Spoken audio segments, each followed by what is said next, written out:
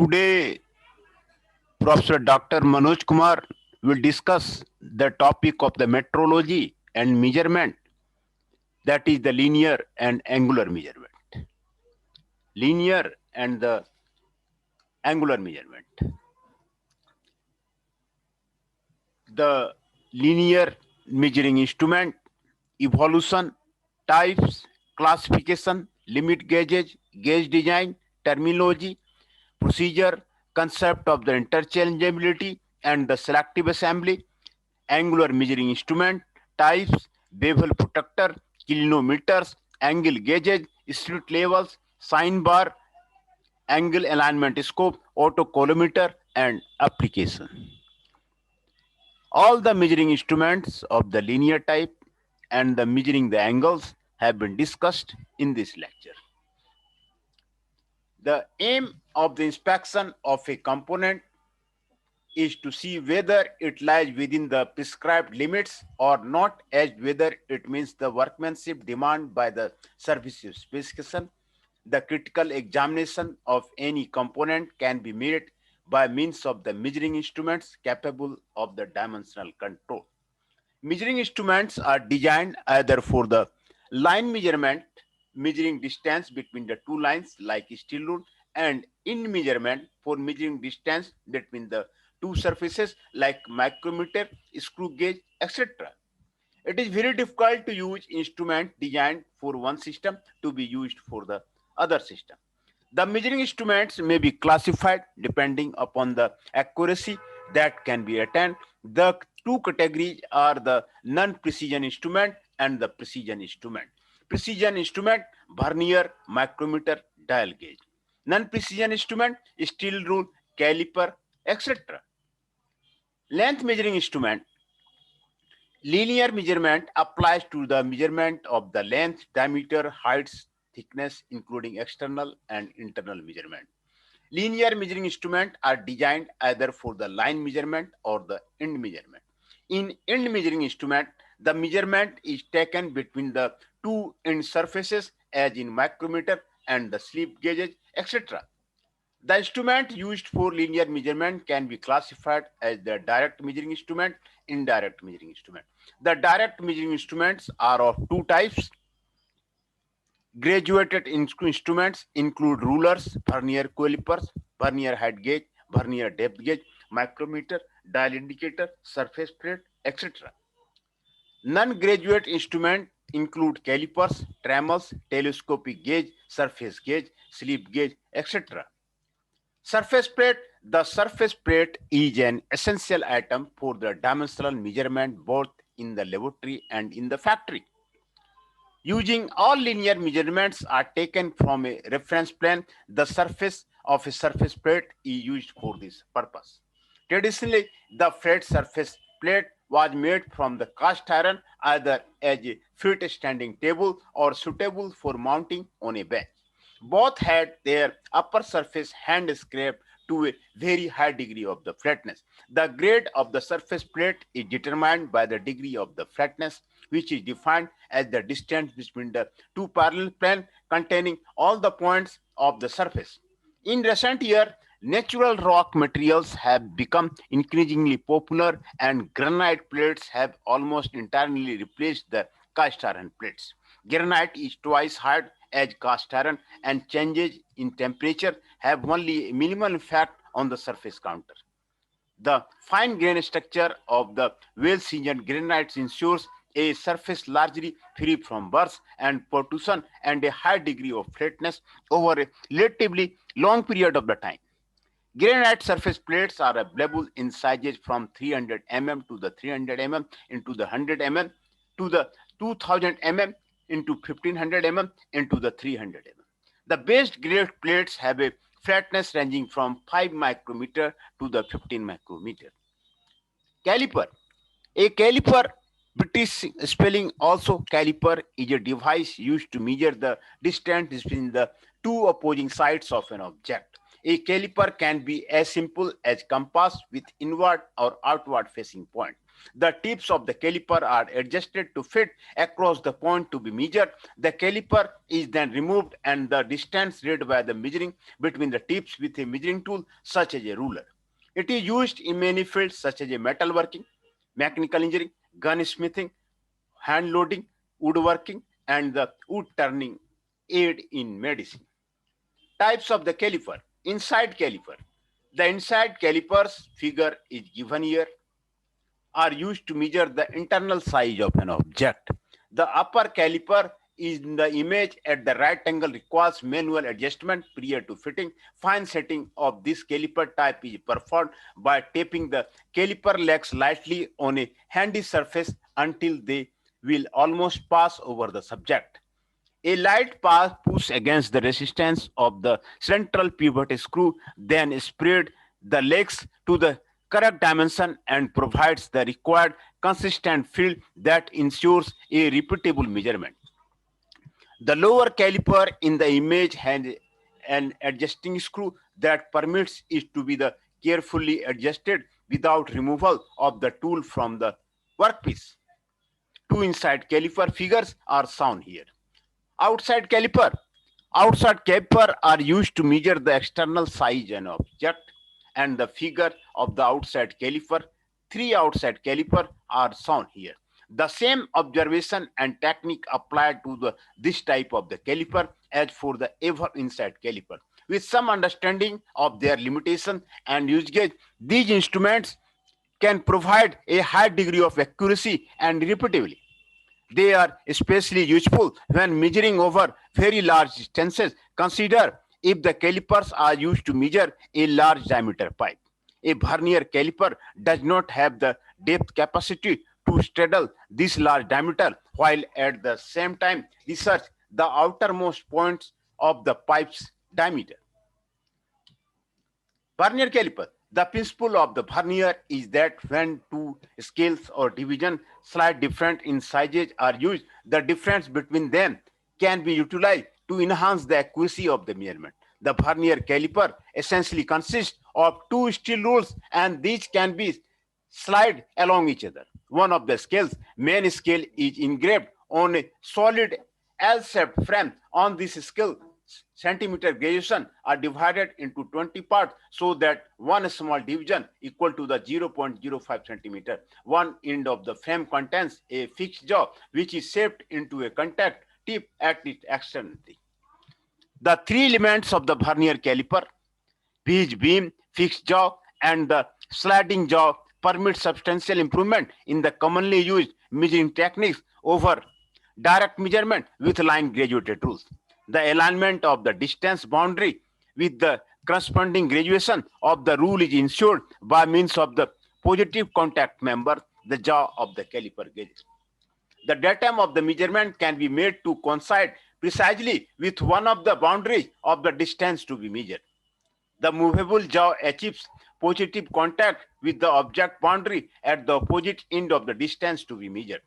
The closely observable correspondence of the reference marks on the slide with a particular scale value significantly reduces the extent of the readout alignment errors. A sliding jaw which moves along the guiding surface provided by the main scale is coupled to a vernier scale. The sliding jaw at its left extremity contains another measuring tip. When two measuring tips, the figure of the vernier caliper is shown here. Two surfaces are in contact with each other. Scales of the zero reading. The final adjustment of the movable jaw can be done by the adjusting screw. Figure shown here. The main scale is there, adjusting screw is there, lock nut is there, movable jaw is there, fixed jaw is there, measuring tips is there, vernier scale is there, L-shaped frame is there. The lock nut B is tightened. Final adjustment depending upon the sense of the correct fill is made by the adjusting screw. The movement of adjusting screw makes the part containing lock nut A and sliding jaw to the move as the adjusting screw rotates on a screw which in a way fixed to the movable jaw. After final adjustment has been made, the locking nut A is also tightened and the reading is not down. The measuring tips are so designed so as to measure the inside as well as outside dimension. These are the principles of the 01 mm diameter. This is the vernier scale of the 0.9. This is the 10 mm. Main scale is there. Vernier scale is there. Coinciding graduations are there. This is the measurement. Parts of the vernier scales are shown here.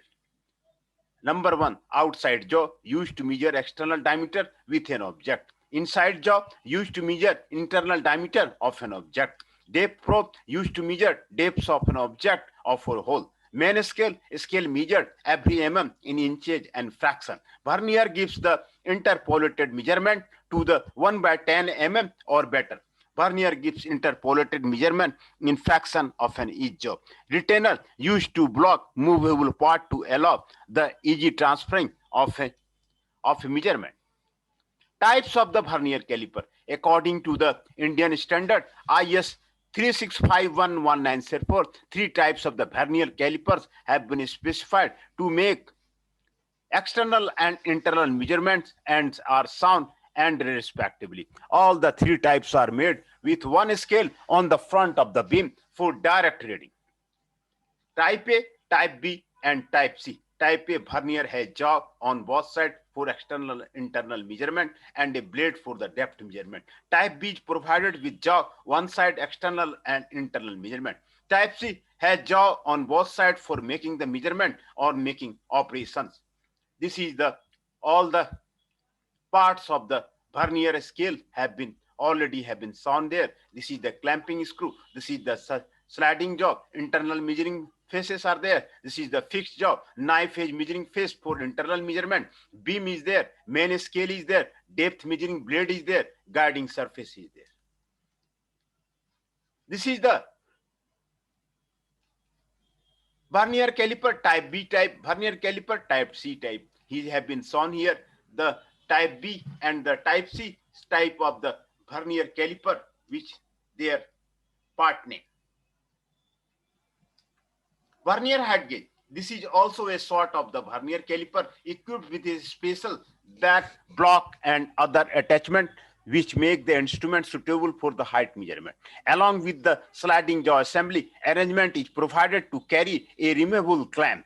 The upper and lower surface of the measuring jaw are parallel to the base so that it can be used for measurement over a under surface. The vernier height gauge is mainly used in the inspection of the part and layout work. With a scribing attachment in place of the measuring jaw, this can be used to scribe lines at certain distance above surface. However, dial indicators can also be attached in the clamp and many useful measurements made as it exactly gives the indication when the dial tip is just touching the surface. For all the measurement, use of surface plate as datum surface is very essential. For specifying the vernier height gauge, one has to specify clearly the range of the measurement, the type of the scale desired, and the any type requirement in regard to the type of the vernier desired. Generally, all the parts of the height gauge are made of the good quality steel or stainless steel also in certain cases. At the time of the fabrication, for the height gauge are suitably heat treated so as to remove any surface measuring from the possible cold working. The underside of the base and faces of the measuring jaw and scribe are hardened to about the 700 HB as good quality of the 650 RSB for the stainless steel. This is the figure saw of the height gauge. Base is there, depth of the measuring jaw is there, measuring jaw is there, lower face of the measuring jaw, scriber, upper face of the jaw, clamp is there, scale is there, fine adjustment screw is there, guiding nose is there, beam face is there, beam is there, fine adjustment clamp is there, vernier scale is there, slider clamping scale is there, slider is there. This is the main scale, this is the measuring jaw, and this is the base. In selecting a suitable high carbon stainless steel to give a hardness of not less than 620 HA, balance should be drawn between the hardening quality and resistant to the staining, because A steel which gives a high hardness number is likely to have low acid resistant quality. The various parts and nomenclature of the height gauge are illustrated in the figure 2.1. Vernier depth gauge. For measuring the depth of the hole recesses and distances from a plane surface to the projection, the vernier depth gauge is employed. In vernier depth gauge, the graduated scale can slide through the base and vernier scale remains fixed. Errors in use of the vernier depth gauge. For use of the vernier depth gauge, its base or anvil is rested on or against a reference surface and the scaled beam or tongue is pushed beyond the base of to contact the measured point. Errors are made due to manipulation. It must be ensured that the reference surface on which the depth gauge base is rested is satisfactorily true, flat, and square. The gauge through true and square can be imperceptibly tipped or canted. Gauge is interferentially tipped. Base is fitted when measured point is slided. Point pressure causes the base of a triple. Figure illustrates how the base or anvil of the depth gauge, which may be at first firmly rested on the reference surface, but is lifted due to applying high pressure in sliding the beam or tongue against the measured point. Sometimes measuring pressure may cause a little sound in the figure 2.6. Use of the vernier depth gauge. While using the vernier depth gauge, first of all, make sure that the reference surface on which the depth gauge is rested is satisfactorily true, flat, and square. Measurement depth is a little like measuring an inside diameter. The gauge itself is true and square, but can be imperfectly tipped or wanted because of the reference plane, perhaps, and offer enormous reading. In using a depth gauge, press the base or anvil on the reference surface and keep several kilograms hand pressure on it. Then, in manipulating the gauge beam to the measured depth, is sure to apply the standard light measuring pressure on 2 kg, like making a light dot on paper with a pencil. Micrometer. A micrometer, sometimes known as the micrometer screw gauge, is a device incorporating a calibrated screw used widely for the precision measurement of the small distances in mechanical engineering and machining, as well as most mechanical trades. Along the other metrological instruments, such as a dial, vernier, and dial caliper, micrometer are not always in the type of the form of the calipers. Types. Basic type. The topmost image shows the three most common types of the micrometer. The names are based on their application. Outside micrometer, typically used to measure wires, spheres, shapes, and blocks. Inside micrometer, used to measure the diameter of the hole. Depth micrometer measures depth of the slot and stop. Specialized type. Each type micrometer caliper can be fitted with a specialized anvil and spindle tips for the particular measuring task. For example, the anvil may be shaped in the form of the segment, screw thread in form of a V globe, or in the form of a large disc. Universal micrometer sets.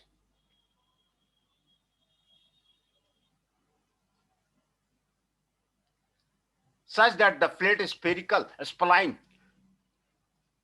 blade point knife edge. The micrometer may also refer a type of the micrometer whose frame is a modular component, allowing one micrometer to function as an outside micrometer depth step micrometer. Blade micrometer have a machining set of the narrow tip plates. They allow for the example of the measuring of the narrow ring. Pitch diameter micrometer, limit micrometer, bore micrometer, tube micrometer, micrometer stops.